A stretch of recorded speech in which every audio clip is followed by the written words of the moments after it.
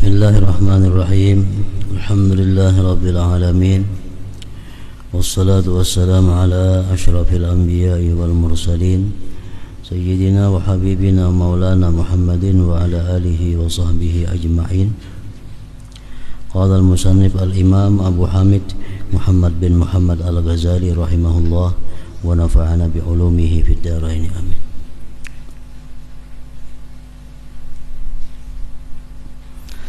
Keutamaan salat fardu. Allah Ta'ala berfirman, Innas salata kanat 'alal mu'minin kitaban mawquta. Surat An-Nisa 103. Artinya sesungguhnya salat itu adalah fardu yang ditentukan waktunya atas orang-orang mukmin.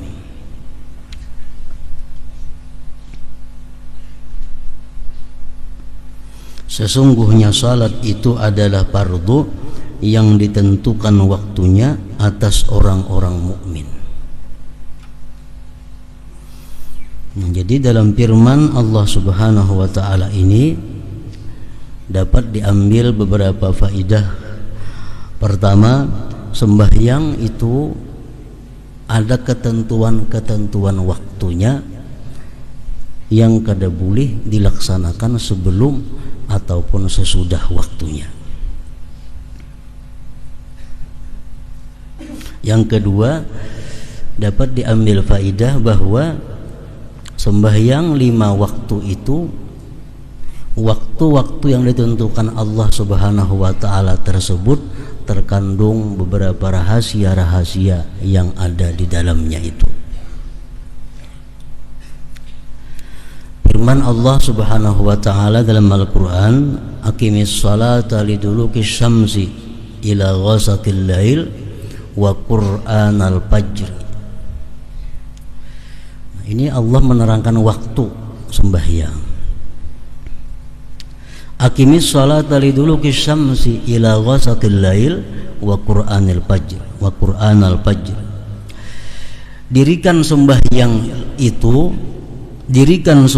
itu mulai tergelincir matahari sampai malam.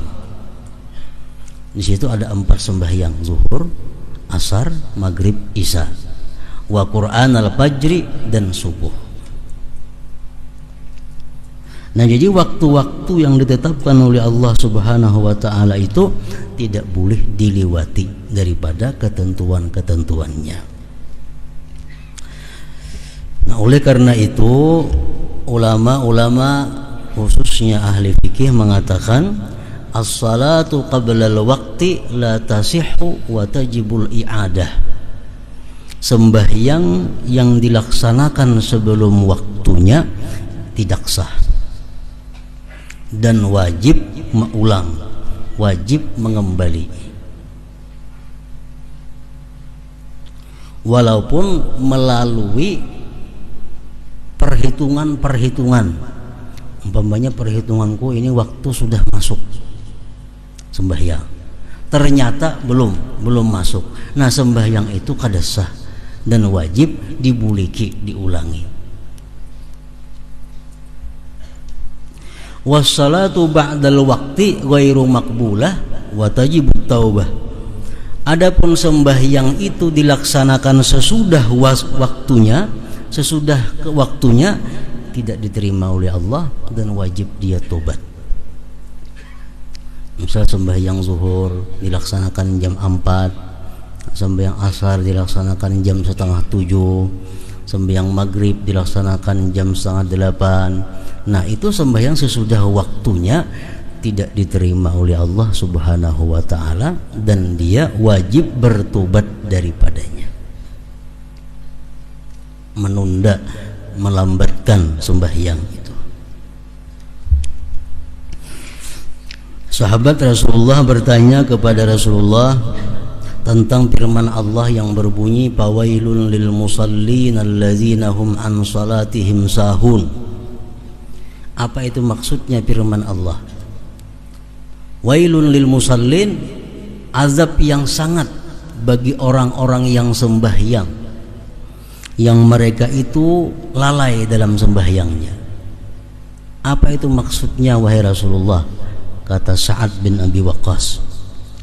Rasulullah menjawab, takhirus salah an waktiha, melambatkan sembahyang daripada waktunya.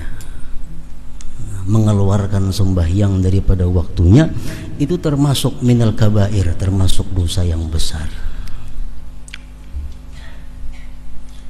Allah mengancam fawailun, azab yang sangat bagi orang-orang yang sengaja mengeluarkan sembahyang daripada waktunya. Memang ada pengecualian, beberapa kelompok yang kada berdosa mengeluarkan sembahyang daripada waktunya itu. Pertama, orang yang lupa. Dia kada sadar, lupa karena kesibukan, karena apa, sehingga dia kada sadar, sehingga waktu sembahyang sudah habis tanpa disengajanya. Nah, ini kada berdosa. Yang kedua, orang yang guring sebelum waktu, tiba-tiba bangun sudah habis waktu. Nah, itu kada berdosa juga, melambatkan sembahyang dari waktunya. Misal jam 11:12 guring, 11:12 siang guring, dia bangun pukul 4. Nah, berarti zuhur tak keluar. Nah, ini kada berdosa karena dalam keadaan guring. Tapi kalau guringnya di dalam waktu, nah ini berdosa. Orang sudah azan zuhur, guring, bangun pas pukul 4, nah ini berdosa karena guringnya sesudah dalam waktu sembahyang zuhur.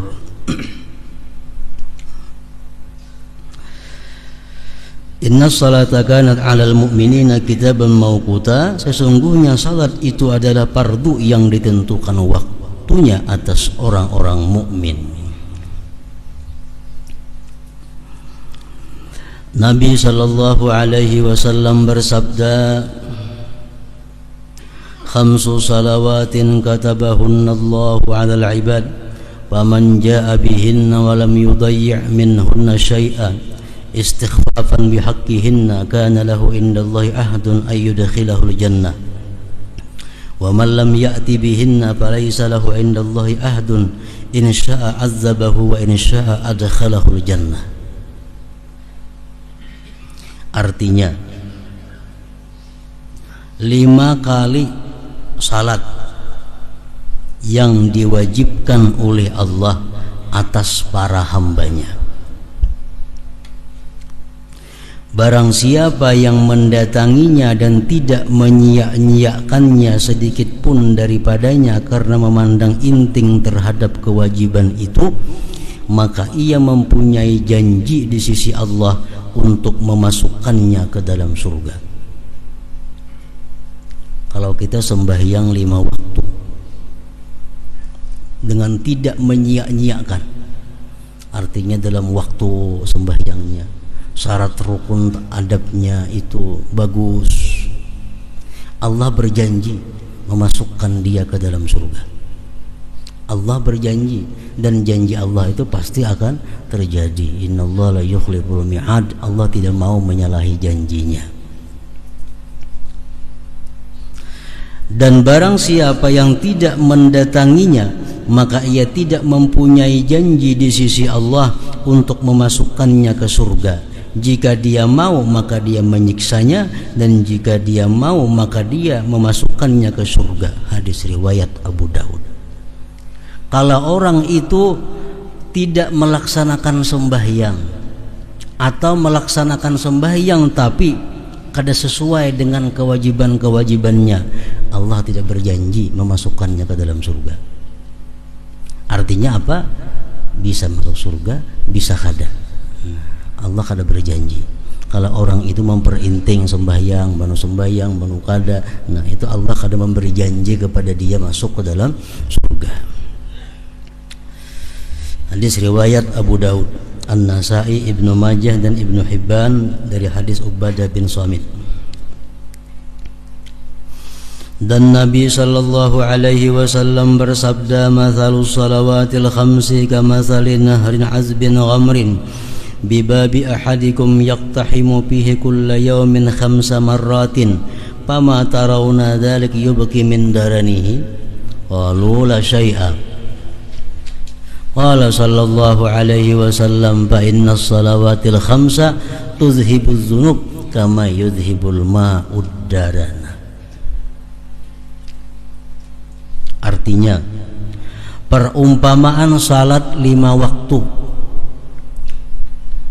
perumpamaan salat yang 5 waktu itu seperti sungai tawar yang melimpah di pintu salah seorang di antara kamu, di mana ia menceburkan dirinya padanya 5 kali dalam sehari.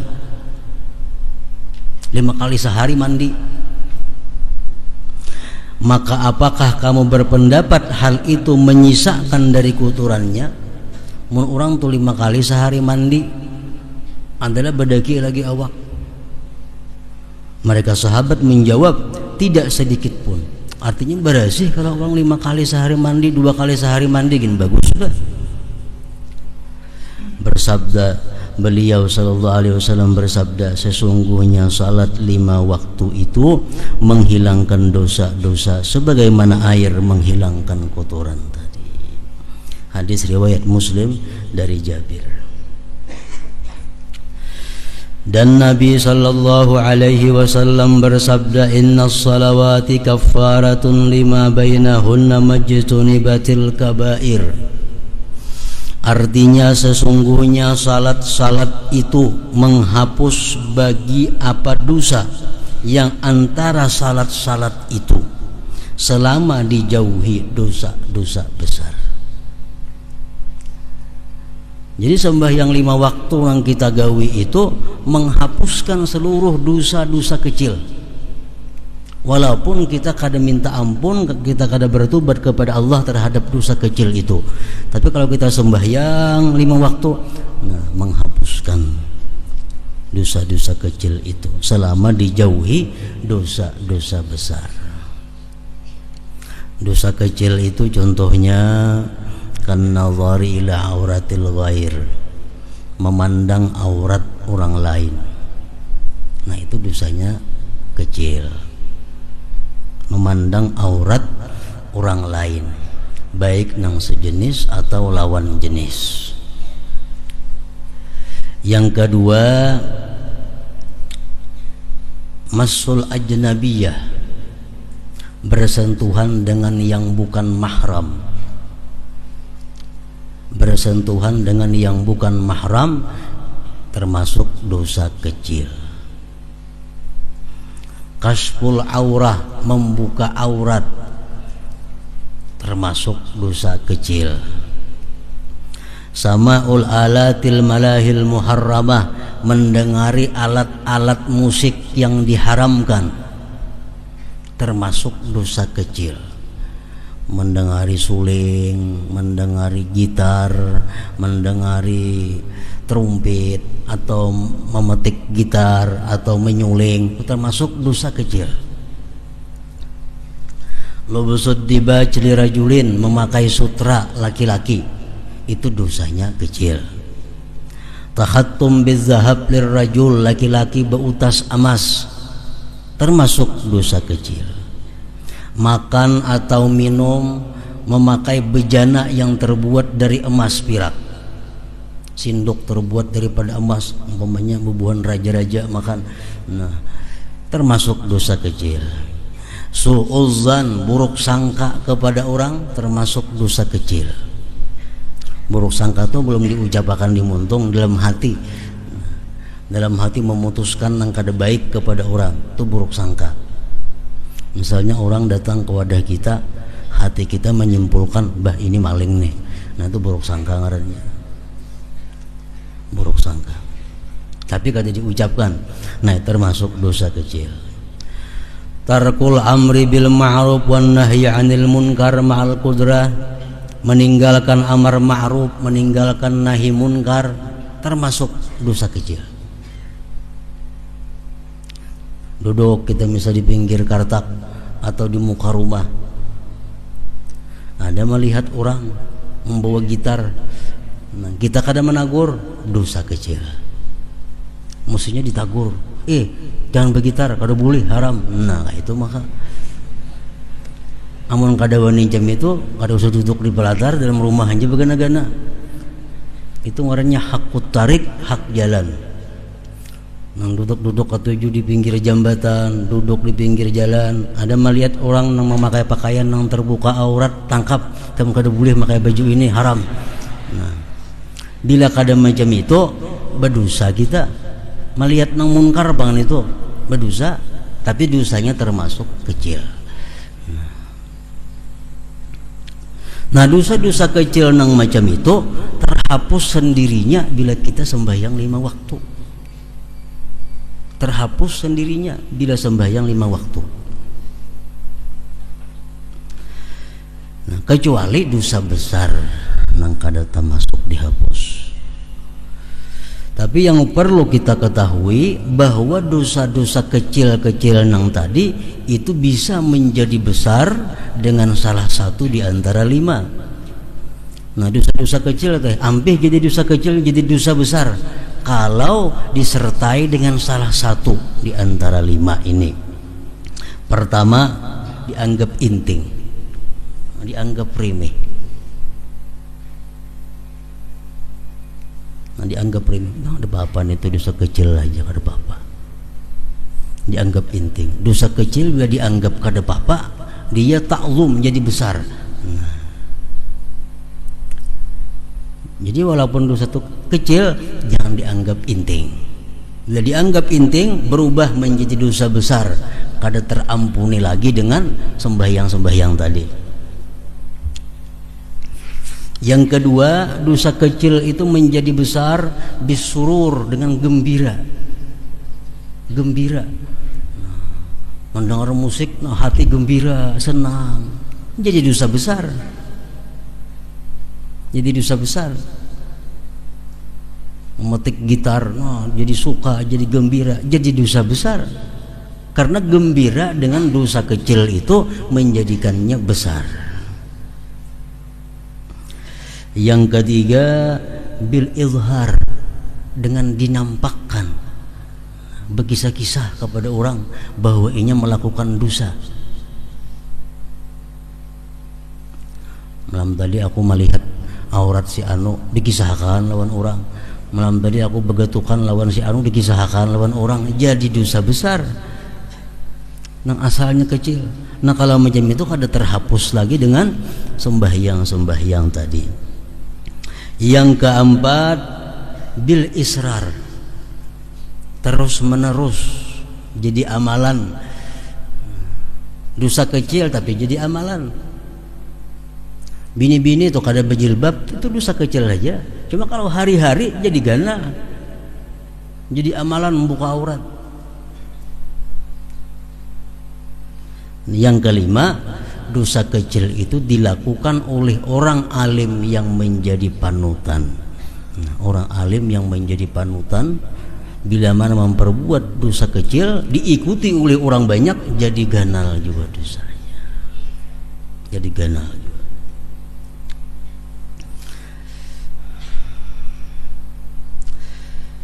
Nah, jadi inna salawati kafaratun lima bainahunna majtunibatil kabair, artinya sesungguhnya salat-salat itu menghapus bagi apa dosa yang antara salat-salat itu selama dijauhi dosa-dosa besar. Hadis riwayat Muslim dan Abu Hurairah. Dan Rasulullah sallallahu alaihi wasallam bersabda, bainana wa bainal munafiqin syuhudul atamati was subhi la yastati'unahuma. Artinya, ujar Rasulullah, perbedaan antara kami, maksudnya antara orang-orang yang beriman dan orang-orang munafik, adalah menghadiri salat isya dan subuh berjamaah. Ujar syarah hadis dalam syarah Ihya disebutkan berjamaah. di mana mereka orang munafik itu tidak sanggup sembahyang berjamaah pada keduanya itu, subuh dan isya. Jadi hendak mengetahui diri kita ini apakah masih ada sifat munafiknya, kawah aja selama ini kita subuh kawalah kalanggar ke masjid berjamaah. Bila kada kawa berarti kita masih ada sifat munafik. Bila lawan isa-isanya kada kalanggar kada berjamaah, pol munafiknya sudah munafik.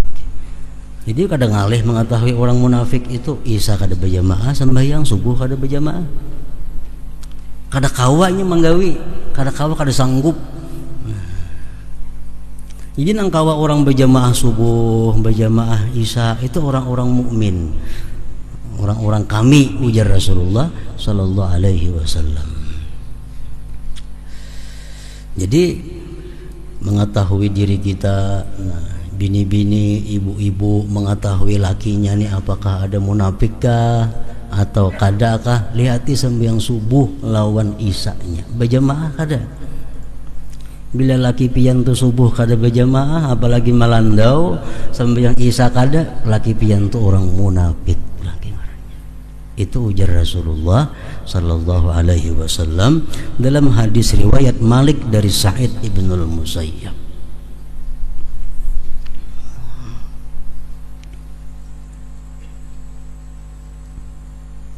Amun yang mbah nu berjamaah mbah nu kada bang, berarti mbah nu munafik mbah nu kada juga. Orang munafik itu artinya orang nang kada jujur. Orang tuh besi kawan, kalau munafik kawannya tuh kada jujur. Kada jujur. Karena munafik ini secara umum adalah artinya orang yang zahirnya baik, batinnya rusak. Zahirnya bagus kelakuannya, tapi hatinya rusak.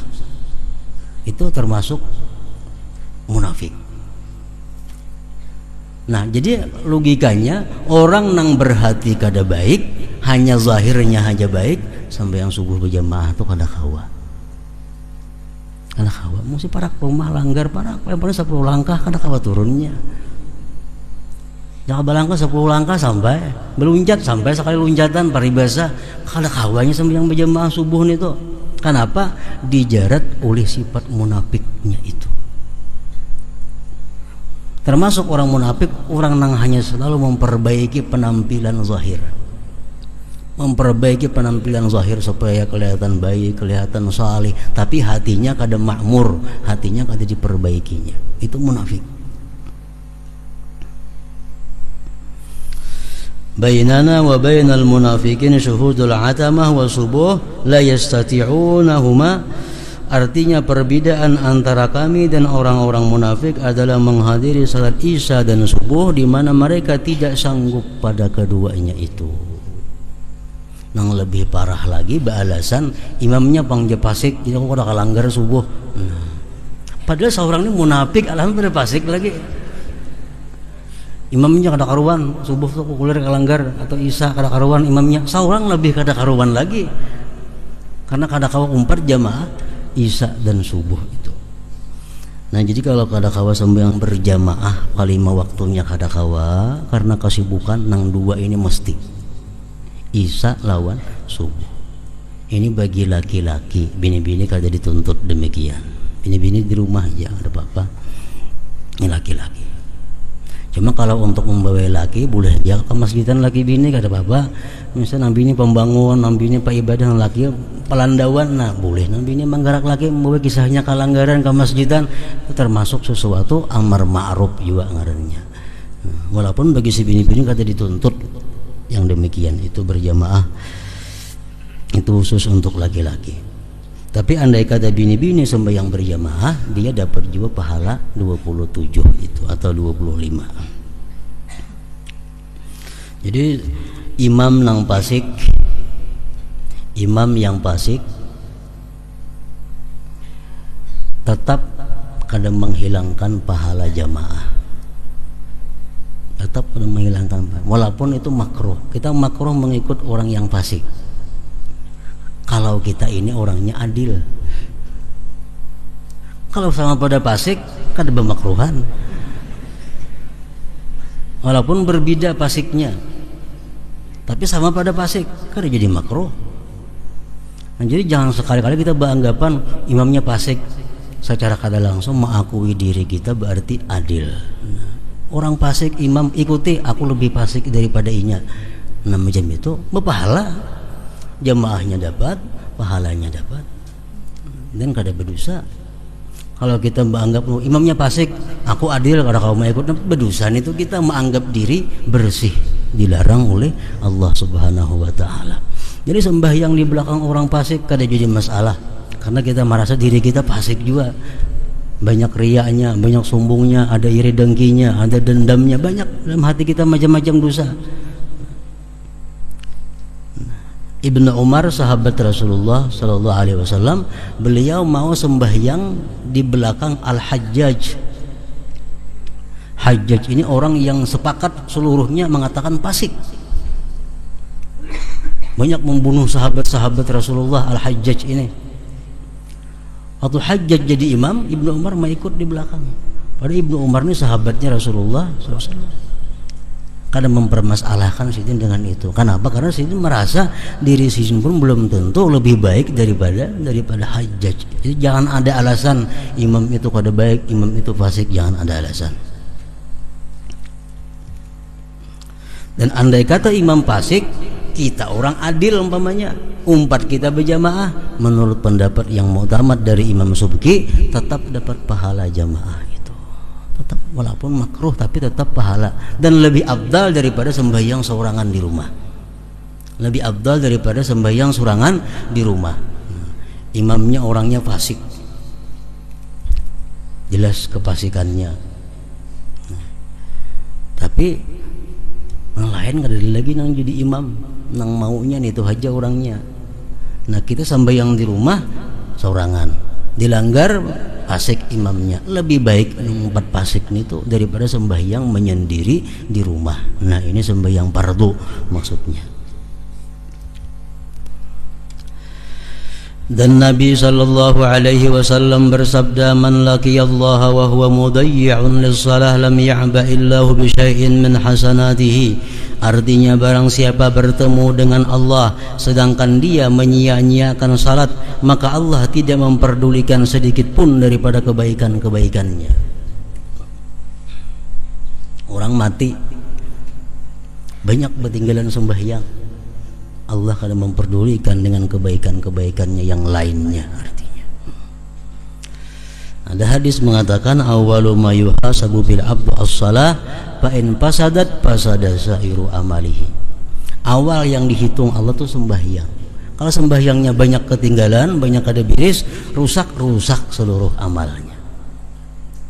Nah, jadi orang yang bertemu Allah, dia banyak kada sembahyang, Allah kada peduli dengan sesuatu dari kebaikan-kebaikannya yang lain. Karena kita ketahui sembahyang itu tiangnya agama. Kalau agama kada batiang, kada kawa kita maulah yang lain-lainnya.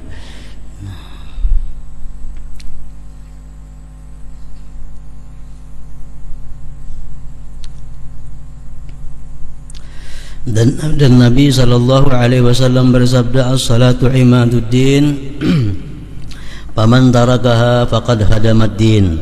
Artinya salat itu adalah tiang agama. Barang siapa yang meninggalkannya, maka ia telah merubuhkan agama.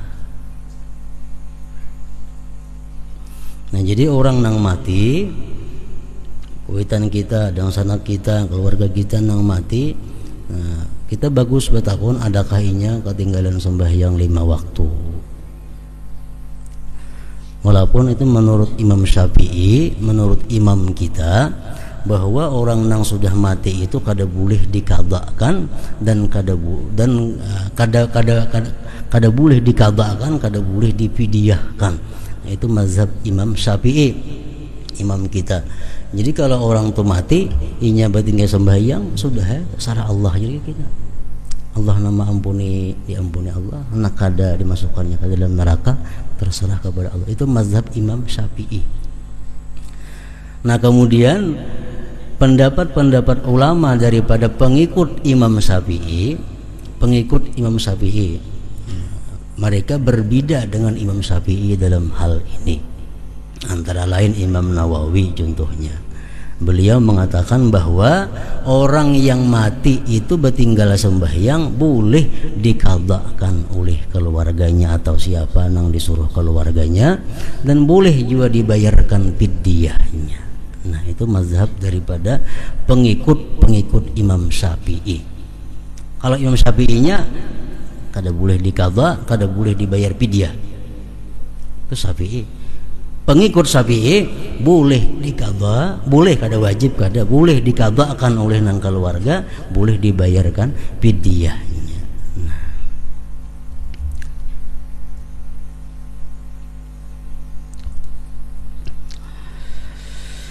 Dan Nabi sallallahu alaihi wasallam ditanya ayyul a'mal afdalu faqala as-salatu lima waqitiha. Artinya apakah amal yang paling utama? Kalau beliau menjawab salat pada waktu-waktunya. Itu amaliyah yang paling utama. Sembahyang di dalam waktunya. Jangan tak keluar waktu. Dan Nabi sallallahu alaihi wasallam bersabda, "Man hafaza 'alal khamsi bi ikmali tuhuriha wa mawaqitiha kanat lahu nuran wa burhanan yaumal qiyamah." Wa man dayya'aha husyira ma'a fir'auna wa haman. Barang siapa yang memelihara salat 5 waktu dengan menyempurnakan bersucinya dan waktunya, maka ia mempunyai cahaya dan bukti pada hari kiamat. Dan barang siapa yang menyia-nyiakannya, maka ia dikumpulkan bersama Fir'aun dan Haman. Riwayat lain menjelaskan wa man lam yuhafiz 'alaiha, siapa yang tidak bisa memelihara sembahyang, lam yakun lahu nurun wala burhan wala najatun, tidak ada baginya di hari kiamat nanti cahaya, bukti dan keselamatan. Wa kana yaumal qiyamah, dan dia pada hari kiamat nanti ma'a Qarun, dikumpulkan beserta Qarun, wa Fir'aun wa Haman, dan Haman wa Ubay bin Khalaf. Itu hadis lain demikian. Jadi orang nang kada sembahyang ini di akhirat kayaknya dikumpulkan kada bersama Rasulullah. Imma Qarun kena kawannya, atau Fir'aun, atau Haman, atau Ubay bin Khalaf.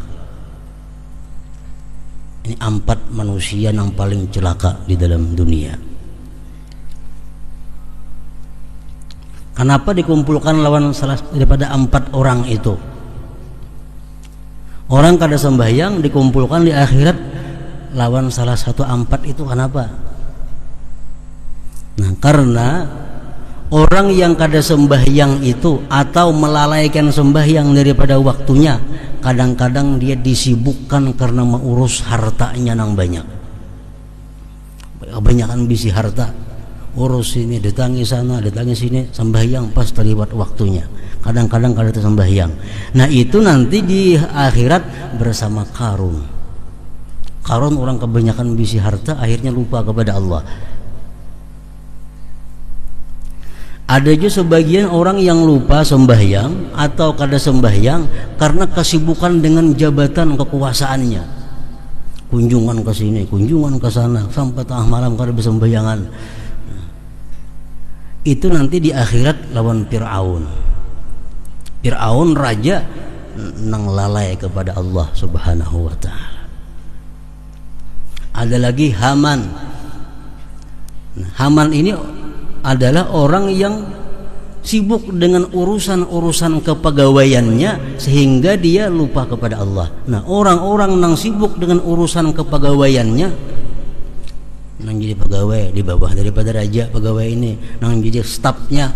Nah, karena sibuk mengurus gawian pemimpinnya, orang jadi staf, jadi asisten, urusi ini, segan busnya nih, urusi. Karena sembahyang lagi di akhirat Haman kawannya. Haman ini anak buah Fir'aun, menterinya Fir'aun. Nah, orang sebagian kada sembahyang atau lalai sembahyang, terlambat sembahyang karena urusan perdagangannya. bertukar barang pas terlewat waktu. Nah ini di akhirat nanti dikumpulkan bersama Ubay bin Khalaf. Ubay bin Khalaf ini asqan nas bi hazihil ummah, manusia yang paling celaka di antara seluruh umat Nabi Muhammad ini, Ubay bin Khalaf. Dan Ubay bin Khalaf ini adalah satu-satunya manusia yang dibunuh oleh tangan Rasulullah SAW sendiri. Rasulullah tidak pernah membunuh orang kecuali satu, Ubay bin Khalaf, pada perang Uhud. Nah, Rasulullah mengatakan asqan nas man qatala nabiyyan aw qatalahu nabiyyun, manusia yang paling celaka adalah orang yang membunuh nabi atau dibunuh oleh nabi. Nah Ubay bin Khalaf ini waktu perang Uhud dibunuh sendiri oleh Rasulullah SAW karena dia bersangatan memusuhi kepada Allah dan Rasulnya. Jadi sepanjang Rasulullah ikut peperangan, hanya seekor yang bisa membunuh manusia, yaitu Ubay bin Khalaf ini. Nah orang nang kada sembahyang, nang sibuk dengan perdagangannya, di akhirat nanti dimasukkan dalam kelompok Ubay bin Khalaf. Dan Nabi sallallahu alaihi wasallam bersabda, miftahul jannah as-salah, artinya kunci surga adalah sembahyang. Dan Nabi sallallahu alaihi wasallam bersabda, maftaradallahu ala khalqihi ba'da tauhid ahabba ilaihi min as-salah walau kana syai'un ahabba ilaihi minha la ta'abbada bihi malaikatuhu faminhum raki' wa minhum sajid wa minhum qa'imun wa qa'id. Artinya tidaklah Allah mewajibkan atas makhluknya setelah tauhid itu lebih dicintai daripada sembahyang, daripadanya salat. Dan seandainya ada sesuatu yang lebih dicintai olehnya, niscaya malaikat beribadah dengannya. Maka dari mereka malaikat ada yang ruku, dari mereka ada yang sujud, dan dari mereka ada yang berdiri dan duduk. Jadi malaikat itu ibadahnya semua salat.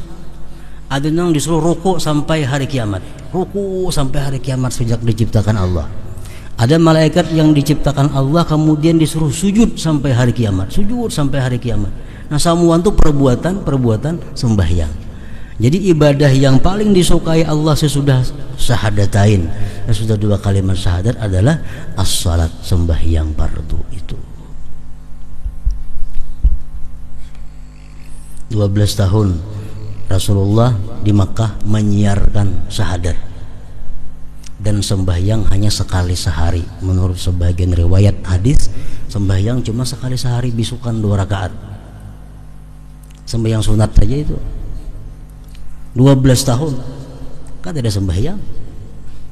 Ini pun Abu Bakar, Umar, Sayyidina Ali, Sayyidina Utsman nang beriman lawan Nabi di Makkah itu kan ada sembayangan 12 tahun. Hanya dakwah, mengajak manusia mengucap, meyakini 2 kalimat syahadat. Nah sesudah 12 tahun Nabi Isra Mi'raj hanya ada keperduan sembahyang 5 waktu ini. Itu pun dilakukan secara sembunyi-sembunyi. Sesudah hijrah ke Madinah Rasulullah hanya ada syariat sembahyang berjamaah. Makanya rukun Islam yang pertama syahadatain, 2 kalimat syahadat, yang kedua adalah sembahyang. Itu urutan keutamaan kemuliaan ibadah. Nabi sallallahu alaihi wasallam bersabda, man taraka salatan muta'ammidan faqad kafara, artinya barang siapa meninggalkan salat dengan sengaja maka ia telah kafir, murtad artinya.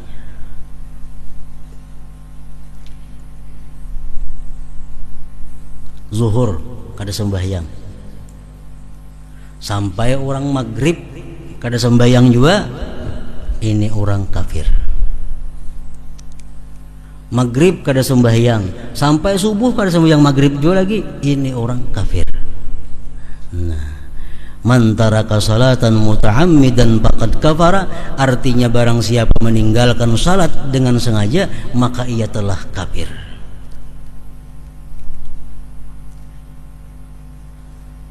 Itu bunyi hadis demikian, dan kada ditakwil-takwilkan oleh sebagian sahabat. Sayyidina Umar, Sayyidina Ali, Abdurrahman bin Auf, Mu'adz bin Jabal, Abu Hurairah, Ibnu Mas'ud, Ibnu Abbas, Abu Darda. Itu sahabat-sahabat yang berkata, bila orang kada sembahyang, panggal gulunya halal, karena dia sudah kafir.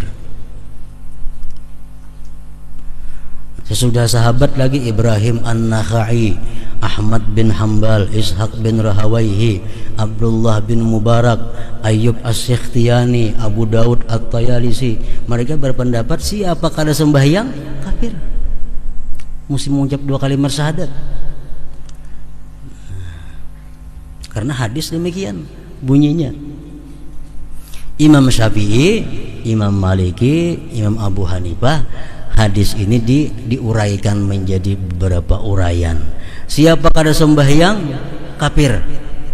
Kada sembahyangnya kenapa garang dahulu? Nah, kalau kada sembahyangnya itu karena kulir, itu dia kafir nikmat. Kalau ingin kada sembahyang karena ingkar kewajibannya, hanya kafir nang bujur. Nah, itu mazhab Syafi'i. Tapi sama pada kedua-duanya itu boleh dibunuh oleh pemerintah. Orang kada sembahyang, kenapa kada sembahyang? Maka wajib ulun kulir. Jam kau bertimpu nah zuhurnya sampai maghrib dah kada sembahyang, jam dikeduakan. Andai kata negeri kita pemerintahannya Islam, sampai maghribnya kan sembahyang zuhur, nah orang ini antara ke polisi membunuhnya hari itu juga. Itu hukum Islam. Jadi orang kada sembahyang itu darahnya kada berharga di sisi Allah. Kada sembahyang. Ya kan itu berlaku bahwa parapat lagi nah habis sahabat ini manusianya. Bila kada sembahyang bunuh, kada sembahyang bunuh.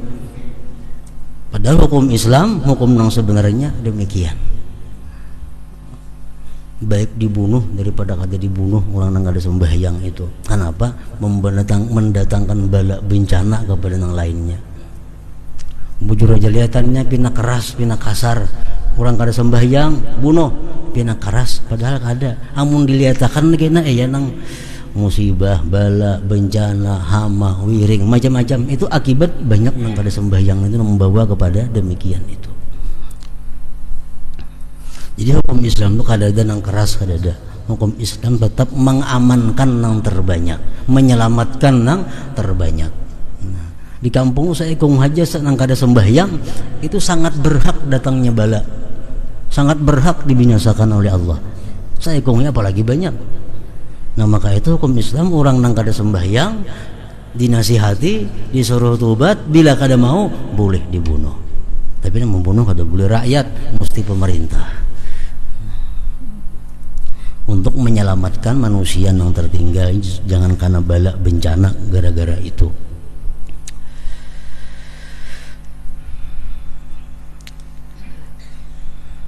Barang siapa meninggalkan salat dengan sengaja maka ia telah kafir, yakni ia mendekati untuk tercabut dari iman dengan keterlepasan talinya dari keruntuhan tiangnya. Sebagaimana dikatakan bagi orang yang mendekati sesuatu negeri bahwasanya ia sampai dan memasukinya. Dan Nabi SAW bersabda, "Man taraka salatan muta'ammidan faqad bari'a min zimmati Muhammadin alaihi salam." Artinya barang siapa yang meninggalkan salat dengan sengaja maka ia telah terlepas dari tanggungan Muhammad alaihi salam. Nabi kada menanggung, siapa kau lagi menanggungnya?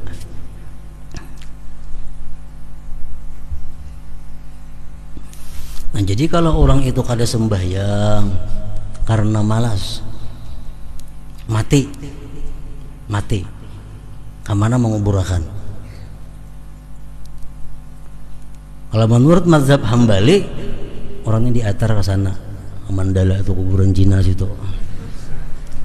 Mazhab Hambali. Kalau mazhab Syafi'i masih boleh dikuburkan di kuburan muslimin, karena ini kada sembahyang tuh malas saja, bukan karena ingkar. Nah itu perbedaan hukumnya. Mazhab Sayyidina Ali, Sayyidina Umar, Sayyidina Mu'adz, bila orang kada sembahyang mati, jangan dikuburkan di kuburan muslimin, karena itu sudah kafir.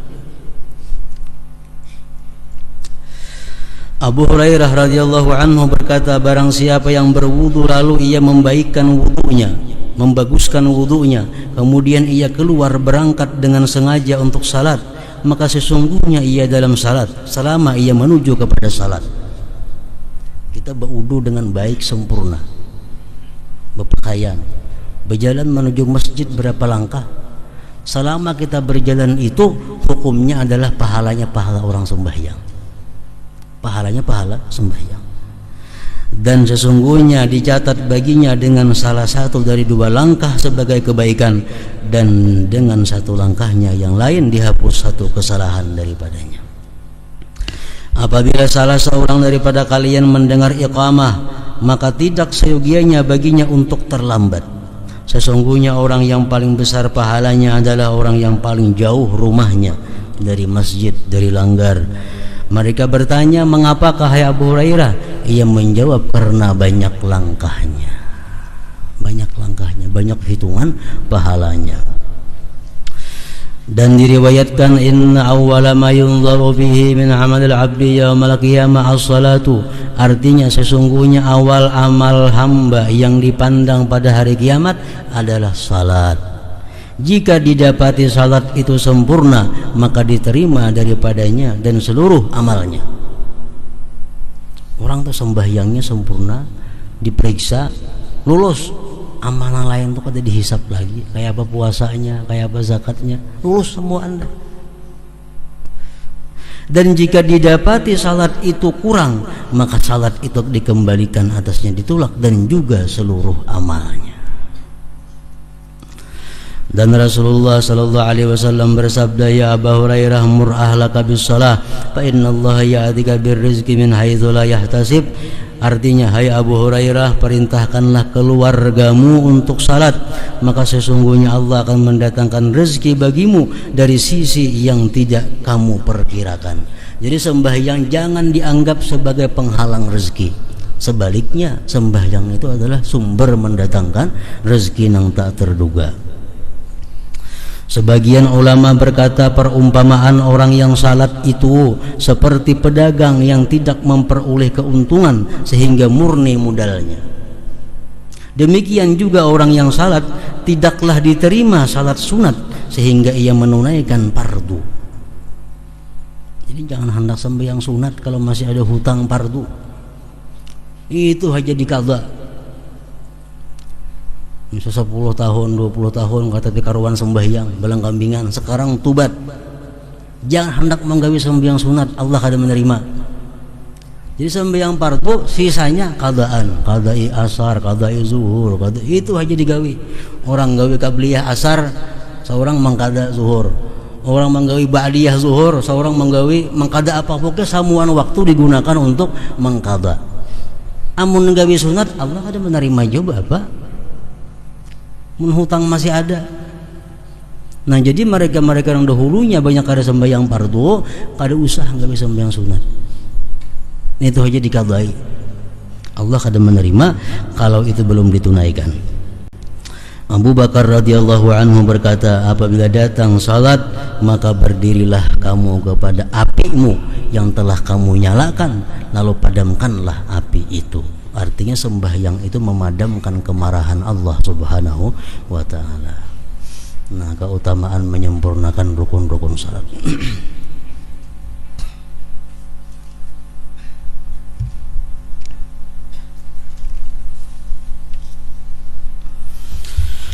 afdalu dzikri fa'lam annahu la